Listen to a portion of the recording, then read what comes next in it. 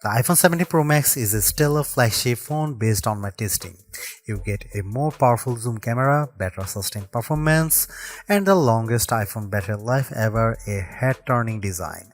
The iPhone 17 Pro Max is still behind the competition on AI and it's a bit thick and heavy, but overall it is easily one of the best big screen phones yet. The iPhone 17 Pro Max will not be ignored. It sports a love it or hate it design that takes the camera bar across the entire back of the phone, and it comes in a cosmic orange color you can see from space. But this flagship brings more to the party than just a bold new look. That ultra-wide camera bar houses a powerful new 48MP telephoto lens for better zoom shots, and Apple delivers better sustained performance thanks to a new vapor chamber cooling system that enables the blazing A19 Pro chip to keep going strong when you are playing intense games. And in a bigger battery, a less reflective display and a tougher design on the front and the back, plus a nifty new selfie experience, and you have one of the best phones money can buy, but I have some pretty big complaints too. Here is my iPhone 17 Pro Max's review. The iPhone 17 Pro starts at $1,199 for 256GB of storage, and that price goes all the way up to $2,000 for 2TB of storage. This is the first time Apple is offering 2TB in an iPhone. The iPhone 17 Pro Max is available for pre-orders now and the release date is September 19. Apple took a risk with the iPhone 17 Pro Max redesign, and I actually think it pays off. What was just a camera bump in the top left corner is now a mammoth camera bar that Apple calls the plateau. Some may not like it, but to me it actually feels more pro.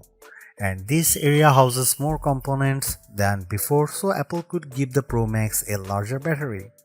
Apple also ditched the titanium band for an aluminum unibody design because aluminum is lighter and 20x more thermally conductive, and that means the iPhone 17 Pro Max should feel cooler in your hand.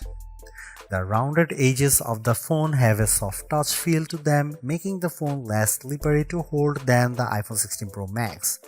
The iPhone 17 Pro Max is made tougher too. The 6.9-inch display is protected by Ceramic Shield 2, which has 3x better scratch resistance, and there is Ceramic Shield on the back that's 4x more resistant to crack than the previous glass. The Ceramic Shield back gives the Pro Max a two-tone design, which I really like, and it's more pronounced on the Cosmic Orange model than the Deep Blue model I tested. And you can also choose silver, but Apple oddly omitted black from this year's color options.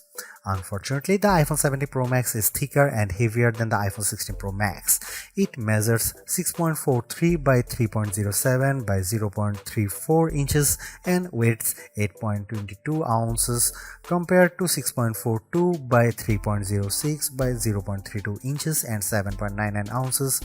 By comparison, the Galaxy S25 Ultra is 6.41 by 3.06 by 0.32 inches and just 7.69 ounces.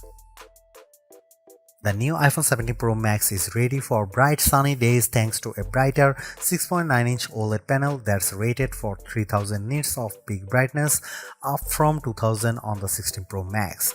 There is also an improved anti-reflection layer, which means you'll get less glare on the panel when you are watching movies or surfing the web. When I held the iPhone 17 Pro Max or 16 Pro Max in my hand and turned the phones in direct sunlight, I noticed less reflections on the newer iPhone. When I put the iPhone 17 Pro Max next to my S25 Ultra to play one battle after another trailer, Samsung's phone looked a bit brighter but suffered from slightly more glare. In our test, the iPhone 17 Pro Max reached a slightly higher 1899 nits compared to the Samsung's 1860, but the Pixel 10 Pro XL blew them both away with 2555 nits. The iPhone 17 Pro Max also fell behind the Galaxy and Pixel in color reproduction, reaching just 77.6% in the DCI-3 color space test. And its colors aren't as accurate as what you would get on either S25 Ultra or Pixel 10 Pro XL.